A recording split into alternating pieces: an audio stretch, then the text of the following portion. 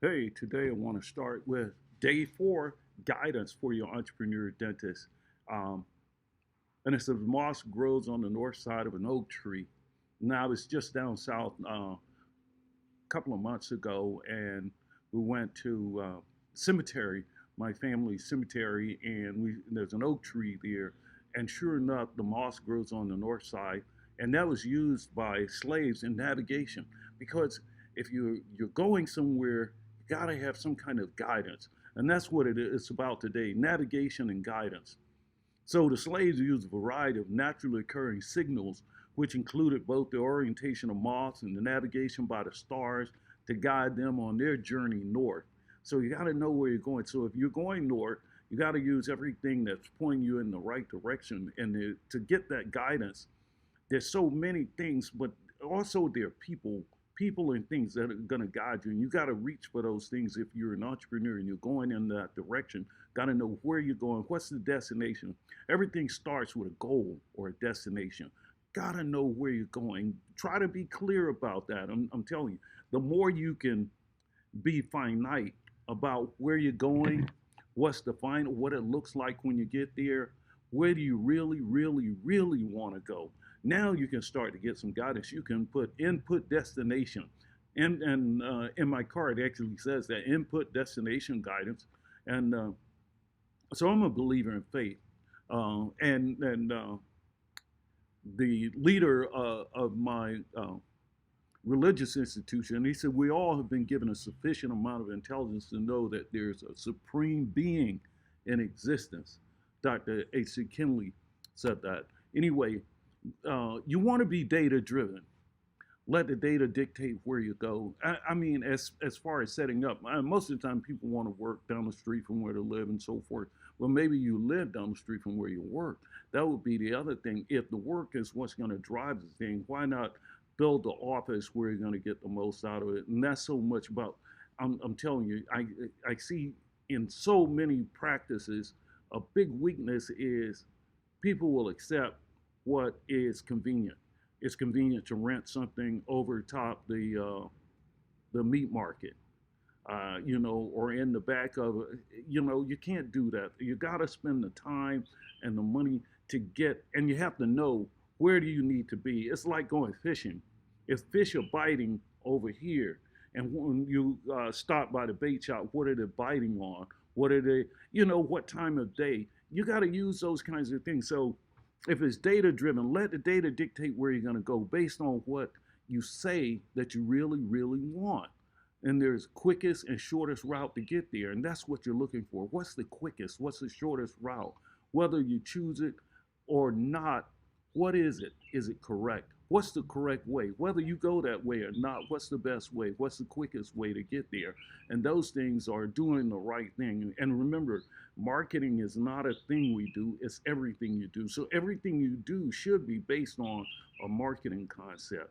What's going to get me the most bang for the buck? Or if I go here, if I go there, to get to my niche. Remember, your niche will make you rich. So you focus on your niche. And remember that marketing is everything that we do. So the niche, by definition, is a specialized segment of a market, a particular kind of product or service. You want to be specialized. You don't want to be all things to everybody. You want to pick your niche. And by that, now you can defend that niche because this is the only thing that you're looking at. Other things come by and you're trying to be like with blinders on. I'm looking just at this because this is what I'm doing. And because we could get pulled off track by so many things, late night commercials telling you get rich, do this, do that. I have dentists ready to change and go back to school and do something else. No, you can do everything you want with just because a dentist is a license to pretty much print money. I use it, the entrepreneur dentist. If you haven't gotten the book, you should. How to exit your dental business rich. I'm telling you, you could do it. If I can do it, anybody can do it, and I can show you how I did it. But I'm just saying for my niche, you use certain prerequisites and parameters driven by readily available data. You can find this pretty much anywhere.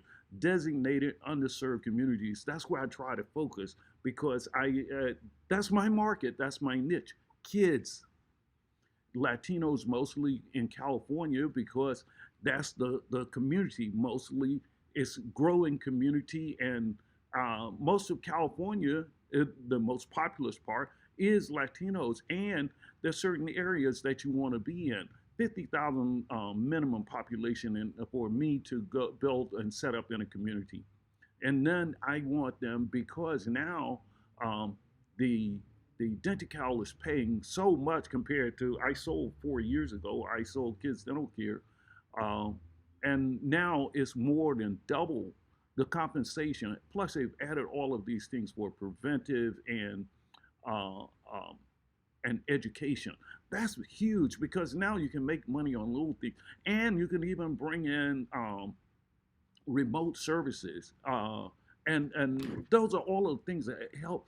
And you can just make money. It's so easy. So if you haven't, like I said, get the book, read the book, find out.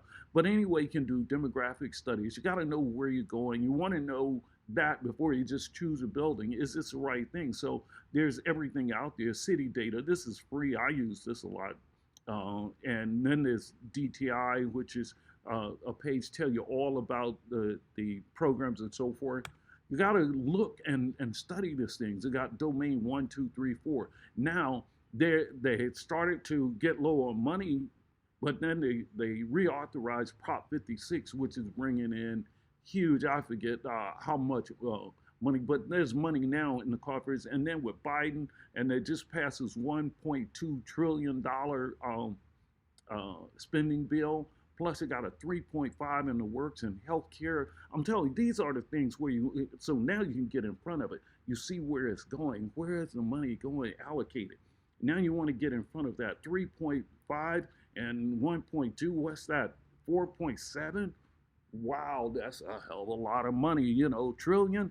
I was trying to look at that. I even had kids, I guess, that went online and had this thing about, you know, what is a trillion to the 10th power.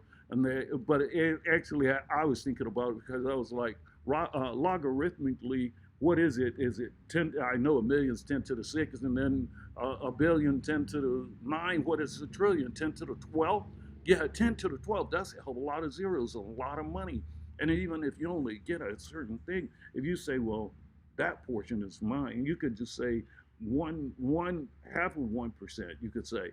But if you get that, you're going to be wealthy as hell. So you got to pick out your thing. How are you going to get there? Well, you can use these things. But anyway, I was going back city data. That's what I used to pull up this thing. 53,000. We're taking Delano here. I just went and looked at 29. They have 53,000 in the urban population. So I use things like that. I know that I focus a lot on Latinos, 78% Hispanic in the area. I can look, I can figure out all of these things. I didn't have to really go to, and then I keep going. So now I find a property and it's located right off the freeway. You got to use all of those things. And I'm right next to McDonald's. Okay, somebody's already, and Walgreens, Smart and Final, they've already done all of the research for me. Plus, they're bringing everything to me, So I want to be right in that mix. I do want to get there. And then you got to be on a main street. And you want visibility. You want easy access to the freeway. You want parking. This is in California. You got to have parking. Everybody drives. This is the way we get around. You want, so you got to look for all of those things. So you do and even Google Maps, and they help you. And then you could drill down, So like I said, here's the McDonald's. Matter of fact, I would be right here. That's the freeway, And if you look, it's not a lot of urban, but if you look at it, this is where pretty much the first street to get started. And then you go up here, you'll see it kind of ends over here, but, oops, I went the wrong way. But anyway, I'm right here on Cecil Avenue, right in the middle. So I get lucky, but it's a lot of traveling back and forth, looking at a lot of different properties before I find the one that I want, because I'm investing a lot of money in it, and it's got to be right. And so Like I said, I use all of this stuff to drill down Cecil right here on the corner, across from the McDonald's. And you do stuff like that. The building needs a little work, but you're going to see. You just put up your sign, coming soon, and now you can go to work on it.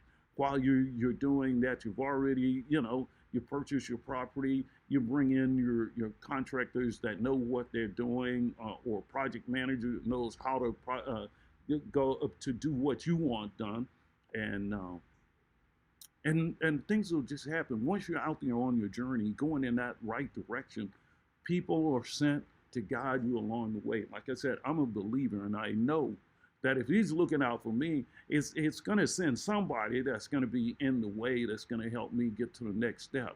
So guidance, like I said, I'm a believer, so my faith may differ from yours, but we all have been. I think I read this, given that that there is a supreme being in existence, and I'll tell you, I was looking and trying to think of things, and I remember these biblical phrases, when sitting there, it was telling you about that still small voice.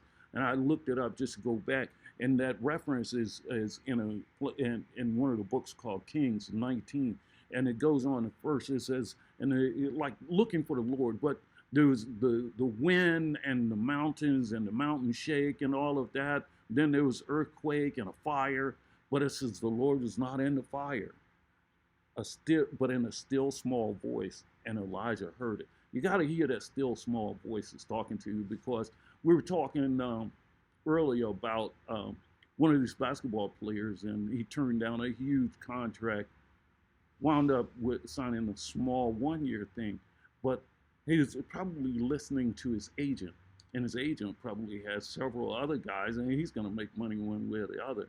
And that's the lesson I was telling my son. The same thing my father used to tell me. He says, son, take everyone's consent, but use your own judgment.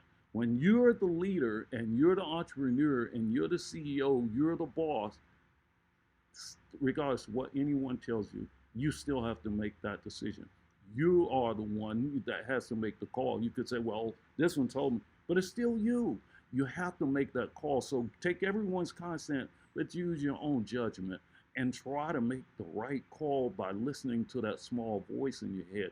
After everybody else gives you all of your input, you sit back and you ask, lead me. And if you wait and you trust on it, it's going to give you an answer, that the voice.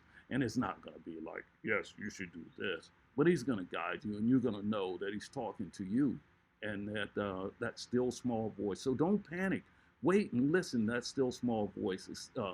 If it's a still voice, then it's not shaky, not nervous, but it's secure and sure. And that's what you want. Once you made the decision, you're sure and you're secure in that, because you know it's come from within, regardless of whatever is happening. And then there's, and I'm just using a couple of biblical references.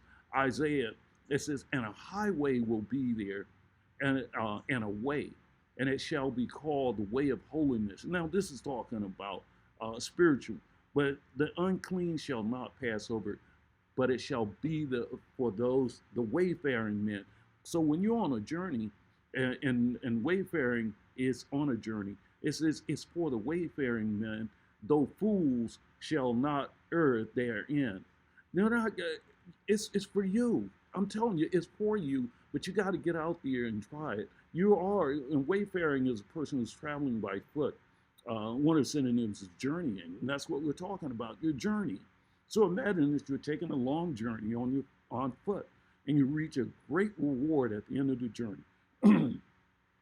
You need to know where you're going, first and foremost.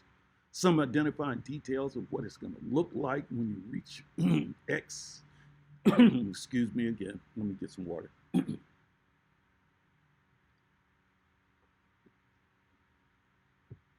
Yeah, but when you get to X marks the spot, you want to know. So what's the coordinates? So that you can know when you're there. And the same thing when you're using a GPS device or input guidance. You got to input the right thing so that it can tell you when you reach your destination. It's going to take time to get there. And that's something you got to know. If you're on a journey, it's going to take some time, but that's good because you're learning as you go. It's not going to be overnight. and there will be obstacles. There's going to be some obstacles, but that makes it worthwhile. Remember, if it were easy, everyone would be doing it. And that's the reason they back up, because they have fear. The more knowledge you have, the less fear you have. And fear kind of gets out of the way because you already know what's behind the curtain. And that's what keeps you going. Get with the experts and ask and still do it. And sometimes you got to repeat because you made a mistake, but that's part of the learning as well. You're going to meet people along the way. Some good people. You're going to meet some that's bad, but there are going to be some good people. And you're going to gain experience from having gone through this thing. So think of Wayfaring, and so a highway shall be there. But it's for the wayfaring then. And you got to know that you're on this journey, you're wayfaring. Acknowledge those along the way. And I want to acknowledge a few people in this DSO industry that has helped me along the way. And Kathleen Titus from Henry Schein, one of the best. I'm telling you, I know she was heaven sent. She always just come to me and said, Dr. Lanier, I want you to be a part of this, and you should be here, and you should be. It was like guidance. I was like, who sent this lady? Why is she being so nice and always smiling, always helping me? But it's like I have to acknowledge that still small voice say, well, you gotta acknowledge I sent this lady to help you along the way. So Kathleen, big ups to that. Emmy Scott, who's now the ADSO president, but Emmy was really nice when, being one of the only blacks and several times the only black at some of the meetings. Sometimes I just felt like I kind of felt left out, but Emmett kind of made me feel very comfortable. He's that kind of person that always, hey, Jerry, come over, And we even had an incident when we were in Chicago once, and I got there. I fell asleep before the reception. I came down late, and everybody's already into conversations. And I walk in, and like I say, the only black in the ADSO at the time. So I just felt out of place, and I tried to start a conversation. One group kind of egged me, and one guy said, have we met? And I almost said, yeah, you remember, I'm the black guy. I said, I'm going to play that off. But then Emmett says, hey, Jerry. And I came over, and we started some conversation. And he's just been really nice. People like Darren Coppin, of the DEO. Darren has just been wonderful. He's wonderful to everybody. The reason I'm telling you this is because I want you to get past your fears of stepping off into some of these things. Pat Bauer, I met Pat Bauer from Heartland. And, you would expect the guy who's the CEO of such a big company to, just be kind of standoffish. One of the greatest personnel, always smiling. And, that's another thing. People that smile a lot, they're always cool. So that's the thing. I met Pat, and he was just willing to answer questions and, stand there, spend some time with me. Same thing, Steve Thorne, Steve Belt. Matter of fact, I communicated with Steve on some emails, just going back and forth, just needed some help and some understanding. And sometimes it's you just got to go. And I remember once, like I said, I'm sitting there, and I really felt kind of lonely, even though the room was full, because it felt like I was on an island. And then this guy came along serving water. I could tell he was East African brother, and and he just looked at me in the eye. I looked at him. He smiled, and he put his hand over his heart and kind of bowed a little bit. And I was like, damn, I needed that. And I don't know, it's just acknowledgement sometimes, but you're going to find people, but you got to start. You got to take that first step. And sometimes you won't know, and your situation is probably different than mine, but you're going to have some things that you're nervous about. But there are people that are out there along the way that's willing to help you. And I find that a lot of times it's the guys who are already up here who don't mind, because they don't feel threatened by you. They're like, that's what I'm imagining. Because a lot of times when it's somebody like here, they're looking at it like, why are you here? Why, And so you know, sometimes, and I prefer most of the time somebody who's already accomplished a hell of a lot. If I'm going to have a conversation with it, that's who I want to talk to anyway. So anybody that's hating, you know, I'm really just passing through. I don't have time for that. So a couple of other things. Your big why. With a big enough why, you can overcome the how. So if your why is big enough, doesn't matter what you encounter along the way, you're going to keep moving. If your motivation and desire are great enough, that is why you're acting, you're take action even when it's quite difficult. You got to know why you're doing it though, and you got to have something that you're pushing for. And you know, just an example, and I'll move on. But I was listening to Giannis Antetokounmpo, just won the NBA championship, and he was telling a story about where his family came from and how they were living in Greece, you know, and I could see that motivation to accomplish something huge, for not just for him, but his whole family, and bring everybody along. That's something that's your why. Then whatever you run into is not big enough to take you on because you've already decided, no, this is it. I'm pushing, and it's bigger than me. You're pushing for somebody else. You're pulling for the team. You know, you're the lead dog carrying your team. So you want to be that when you're out there. And if you're the CEO, that's what you are. You're the lead dog. Everybody else is sniffing you, and you got to be right because they're watching every move. Are you sure? And that's the main thing. They want to know, are you confident? Are you sure, or should we be scared? Got to be sure. So your purpose, that's the thing. Have a purpose, a reason for which something is done or created, or for which something exists. Uh, the motive, the intent. What's the purpose? Our purpose should be to become a bona fide entrepreneur dentist, not the money. I'm telling you, the money, it comes. You know, it's like, and I use basketball because it's probably the only sport I actually watch, the NBA.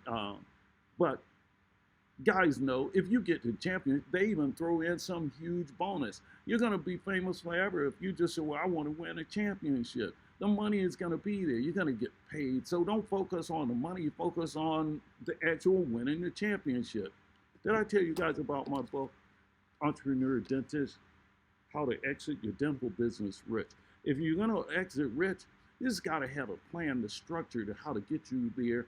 And you're not going to, the rich is not what you're concerned about. It's like building your prototype, building your brand.